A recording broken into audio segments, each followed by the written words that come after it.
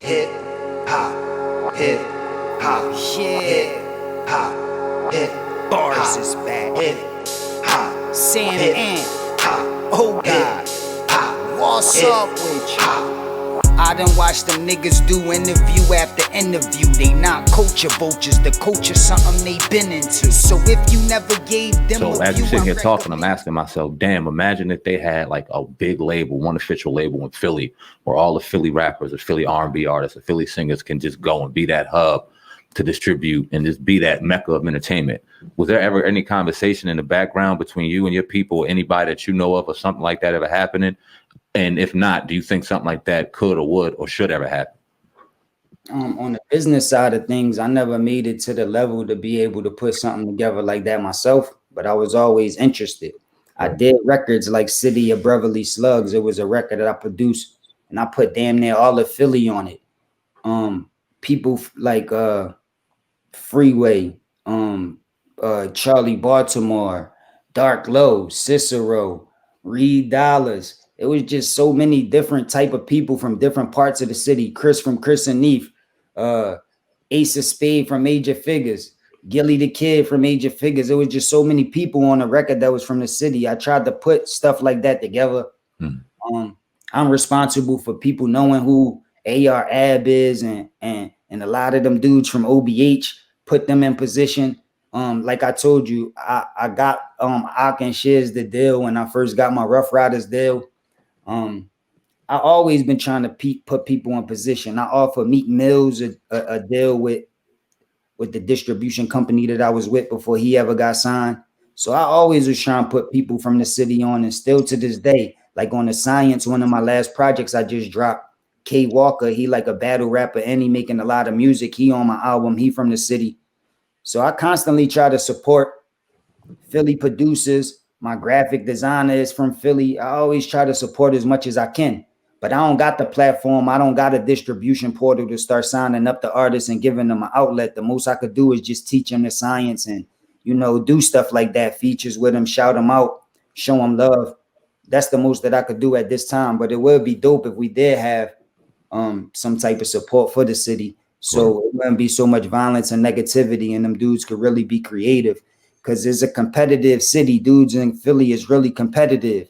But if we gave them something to be competitive for and a real purpose and gave them some type of guidance, they'd be in a way better position. So Let's speak on that a little bit, the competition in Philly, because you see the young artist Pop Hunter.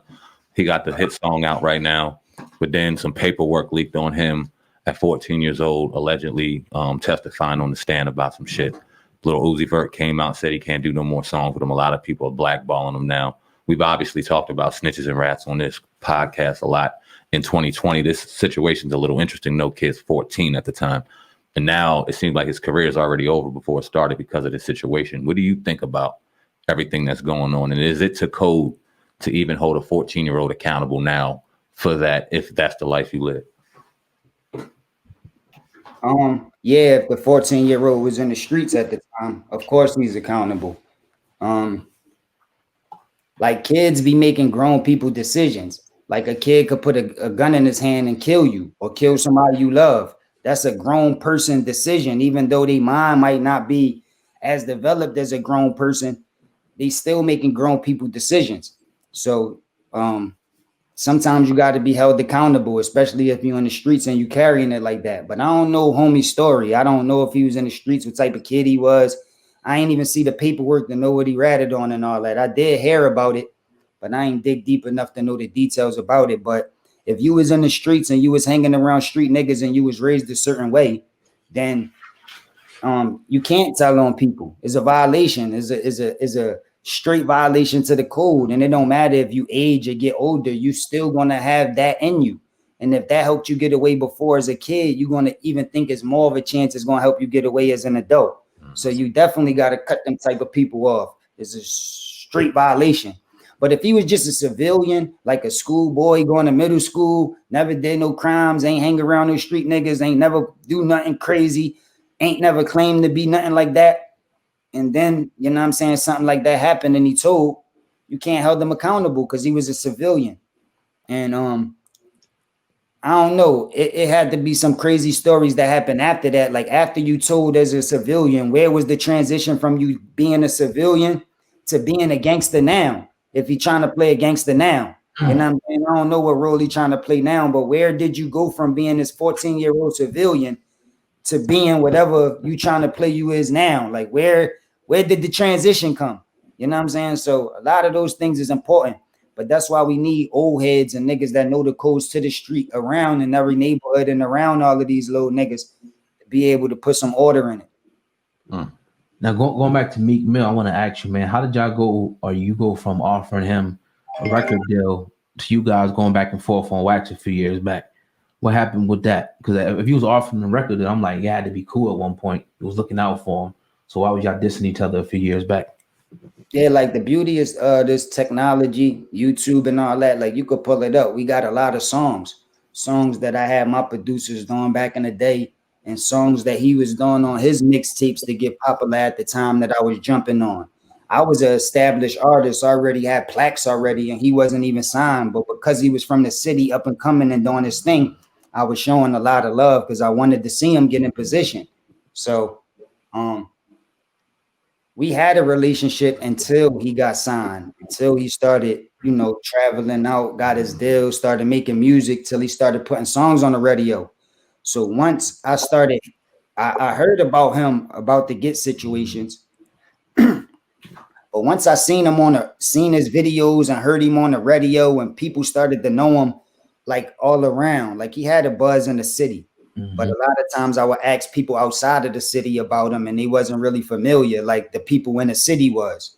But at this particular time now, he on the radio is, I'm a boss. I told him meet me in the bathroom. Yeah. So now everybody know him. It's like he coming on the radio every second. He got a radio budget open. So it'd mean more for the city if we did a song now. Like before, it meant a lot for you to get in position. It ain't really mean as much to me because I was already in position. But now that you in position, if we do a song now, it's going to mean a lot for the city. Like, you know what I'm saying? It also means something for me because I'm an independent artist. And now you got radio budget. You working with the machine now. Yeah. So it's beneficial for both of us. Let's work. So that's where the miscommunication came in. When I was like doing my thing, I was getting to bags. It's even footage of me when he was on house arrest, going to the house he was staying in. And you see, it wasn't a bunch of phantoms and all that. It wasn't even no furniture in the house. And I was going down there spitting freestyle, showing him love and all of that. So I'm like, yo, you doing songs with all these cornballs. I know how the industry work. It's all a business. I know how the shit go because I done been there plenty of times. But you got to know like how you supposed to carry it with certain niggas. I'm not pressing you. I'm not saying you got to do it today, but let's make it happen. And when it didn't happen and he act like I was the one making it seem like he owed me something and coming with a weird energy that I never felt before this time, that's when I took it personal. And that's why we started going back and forth like that. You see Meek now, and we had to give criticism to our man Meek, and we got nothing but respect for Meek, respect his music. Had nothing but support when he was going through a situation out in Philadelphia, sitting behind bars unjustly. But it seems like he's just off the cup a little bit. He's getting into it with academics. He's getting into it with people on apps out here throwing kids $20 and having to explain himself for that. It's a lot of nutty shit going on around Meek right now. And it's not about the music. What do you think about that? That's what happened in this industry, man. It be all peaches and cream in the beginning because you be new and you be inexperienced. Everything that's coming in is good. So if you get a $10,000 check or whatever and you was broke and you ain't have nothing, it's all fun and games in the beginning. Until you get used to being signed, you over the initial hype of being signed and being a star. Now you done been on the radio, you done did shows, you hanging around all of the other celebrities, and now you want to know where my money at. You like, where's the checks at? And when you start realizing how shiesty the business is, they start explaining to you that the money that you thought that was coming in is not coming in. And they start explaining to you how they like justifiably robbing you. And there's nothing you can do about it. So what dudes do is, these is the check cutters I'm talking about. So what the artists tend to do is develop the same characteristics as the check cutters. And those is the only ones that succeed. So I know I'm gonna be in the red. I'm getting robbed. There's no way I could stop from getting robbed. People say, look at your contract, get your lawyers to look it over. If I'm the one that's cutting the check, it don't matter what you renegotiate. I don't have to do business with you. You're going to do what I want you to do, or you don't do it. It's like, just like at a 9 to 5, you can't go. People be trying to go for interviews to get hired, asking to get hired. You don't get hired and then start negotiating all of this shit at the job.